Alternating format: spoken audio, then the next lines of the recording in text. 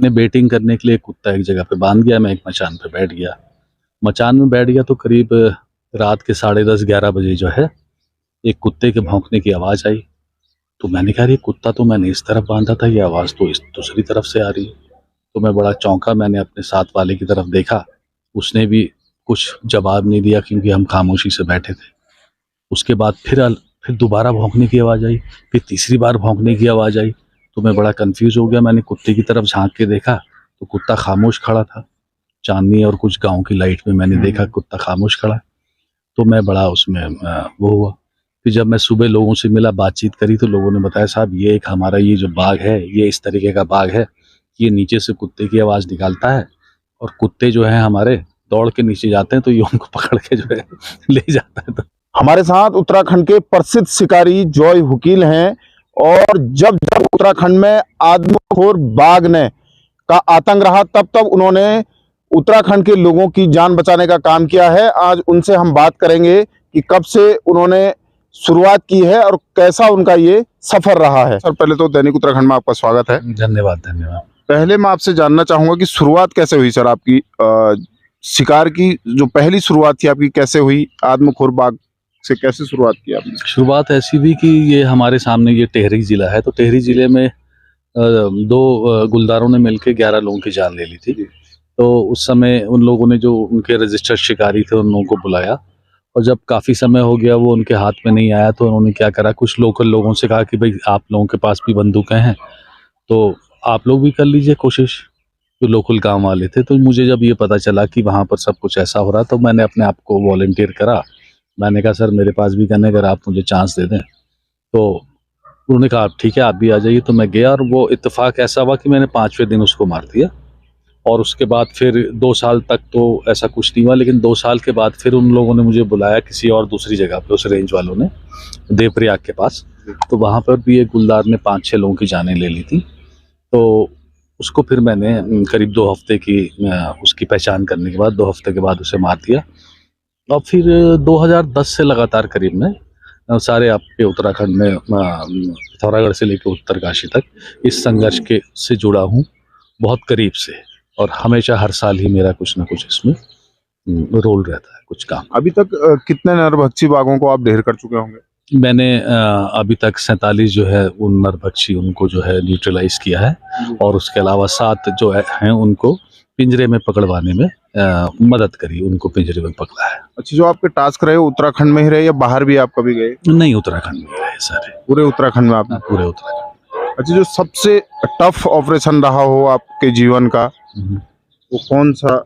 Tough operation तो देखिए सारे ही टफ होते हैं क्योंकि वो एक नए सिरे से वो सोचना पड़ता है, क्योंकि हर गुलदार की प्रवृत्ति फ़र्क होती है और अब ये करने का तरीका। लेकिन फ़िलहाल जो मुझे आप एक याद आ रहा मैं आपको बताता हूँ।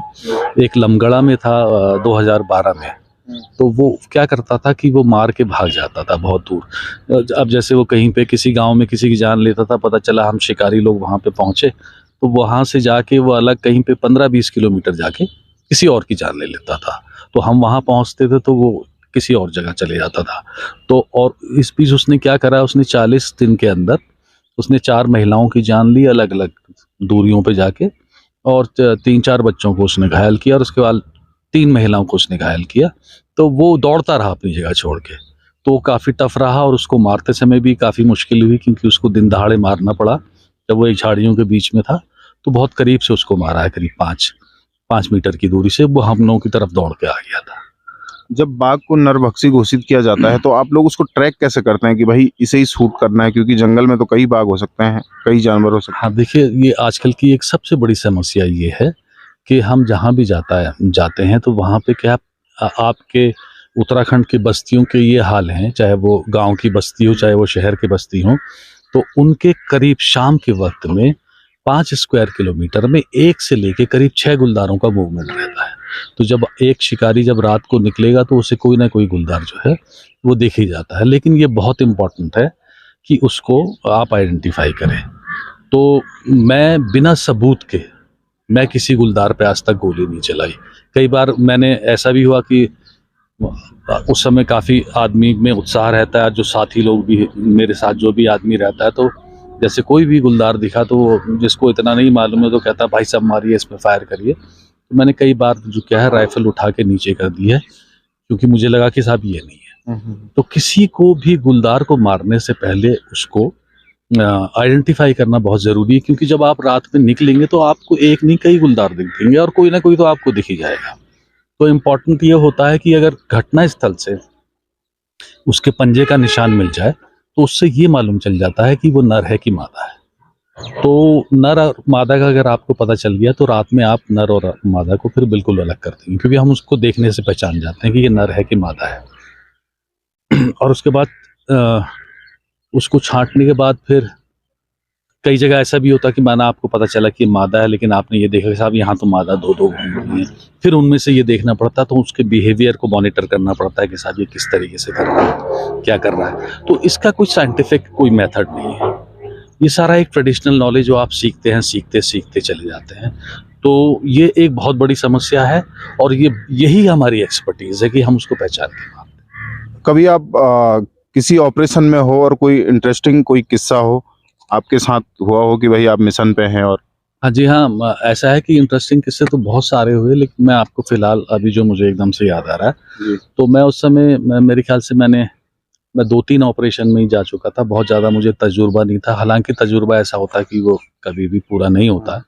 तो ये अल्मोड़ा में था मैं हवलबाग में, तो मैं शुरू-शुरू में गया तो मैंने बेटिंग करने के लिए एक कुत्ता एक जगह पे बाँध दिया, मैं एक मचान पे बैठ गया। मचान में बैठ गया तो करीब रात के 10:30-11 बजे जो है, एक कुत्ते के भौंकने की आवाज़ आई। तो मैंने कहा ये कुत्ता तो मैंने इस तरफ बांधा था, ये आवाज़ तो इस दूसरी तरफ से आ रही है। तो मैं बड़ा चौंका, मैंने अपने साथ वाले की तरफ देखा, उसने भी कुछ जवाब नहीं दिया क्योंकि हम खामोशी से बैठे थे। उसके बाद फिर दोबारा भौंकने की आवाज़ आई, फिर तीसरी बार भौंकने की आवाज़ आई, तो मैं बड़ा कन्फ्यूज़ हो गया। मैंने कुत्ते की तरफ झाँक के देखा, तो कुत्ता खामोश खड़ा था। चाँदनी और कुछ गाँव की लाइट में मैंने देखा कुत्ता खामोश खड़ा है। तो मैं बड़ा उसमें वो हुआ। फिर जब मैं सुबह लोगों से मिला, बातचीत करी, तो लोगों ने बताया साहब ये एक हमारा ये जो बाघ है, ये इस तरीके का बाघ है, ये नीचे से कुत्ते की आवाज़ निकालता है और कुत्ते जो हैं हमारे दौड़ के नीचे जाते हैं तो ये उनको पकड़ के जो है ले जाता है। तो उसने क्या करा था कि उसने ये अंदर अपने डेवलप कर लिया था ये स्किल कि वो कुत्ते की आवाज़ निकाल पाता था। और इसके अलावा मेरा पूरा इतना करियर हो गया, मैंने कभी नहीं सुना। तो वो एक इकलौता एक ऐसा बाघ था जिसने कि उनकी नकल करके उसने एक शिकार करने का एक तरीका ढूँढ लिया। श्रीनगर सहित कई गांवों में कर्फ्यू लगा है, 2 बच्चों को निवाला बना चुका है यहाँ पर बाघ। तो क्या आप यहाँ भी नरभक्षी घोषित कर दिया गया है शासन के द्वारा, जी। प्रशासन के द्वारा उसको बाघ को? आप यहाँ भी जाएंगे, आपको क्या आपसे भी संपर्क साधा है इन लोगों ने? ऐसा है कि विभाग देखिए इन लोगों ने मैं अपनी तरफ से गया था क्योंकि मेरे बिल्कुल करीब का मामला मैंने देखा वहाँ, मैंने अपना जितना भी कुछ पंजों के निशान ढूँढने की कोशिश करी। तो इन लोगों का क्या है कि इन लोगों ने कुछ एक नया ऑर्डर निकाला है कि साहब आप प्राइवेट शिकारी को जो है वो उसको इन्वॉल्व नहीं करेंगे, और अभी ये अपने तरीके से उसको पकड़ने की और वो ट्रैंक्विलाइज करने की कोशिश कर रहे हैं।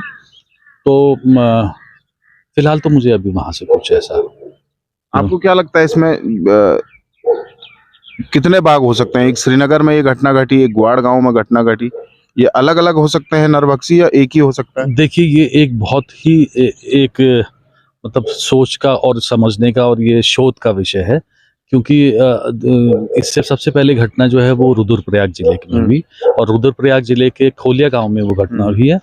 और उसके 3-4 दिन के बाद दूसरी घटना जो है वो दूसरी घटना आपके ग्वाड़ में हुई, और तीसरी घटना आपकी जो है ये ग्लास हाउस श्रीनगर में हुई है। तो ग्वाड़ जो गांव है वहाँ से अगर आप उसकी एक हवाई दूरी देखेंगे ग्लास हाउस की, तो वो कम से कम 10 किलोमीटर के अंदर है। और उसी ग्वाड़ गांव से अगर आप दूसरे जिले की दूरी देखेंगे जहाँ सबसे पहले घटना हुई रुद्रप्रयाग में, तो उसकी दूरी भी आपके करीब 10 किलोमीटर है। तो 10 किलोमीटर की दूरी है, और मतलब एक नरभक्षी जो है इतना। अब उसमें देखने वाली बात यह है कि क्या वो ही नरभक्षी था जिसने कि तीनों घटनाओं को अंजाम दिया, या फिर अलग अलग जगह अलग अलग घटनाओं को अंजाम देने वाले अलग अलग गुलदार थे, क्योंकि हर जगह पे गुलदारों की मौजूदगी है। आपके जो ग्लास हाउस वाला जो इलाका है जहाँ पे घटना हुई है, उस पे एक नर और मादा घूम रहे हैं।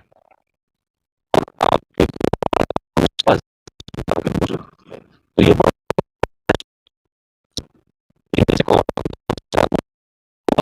भी है कि अगर पिंजरे में आता है तो, लेकिन अगर कोई उसे मारता है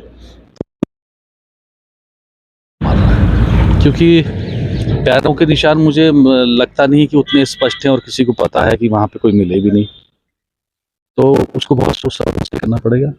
और जहाँ तक रही कर्फ्यू की बात, तो देखिए ऐसा है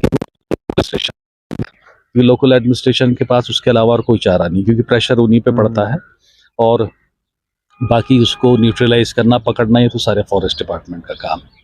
तो कर्फ्यू उन्होंने लगाया कुछ दिन के लिए, ठीक है, मेरे ख्याल से आज खत्म हो जाएगा। अच्छा, आप इतने ऑपरेशन को अंजाम दे चुके हैं, कभी सरकारों के द्वारा या किसी के द्वारा आपको वो सम्मान मिला कि जिसके आप हकदार हैं? लगा आपको कि भाई ना, ऐसा तो कहीं कुछ नहीं हुआ।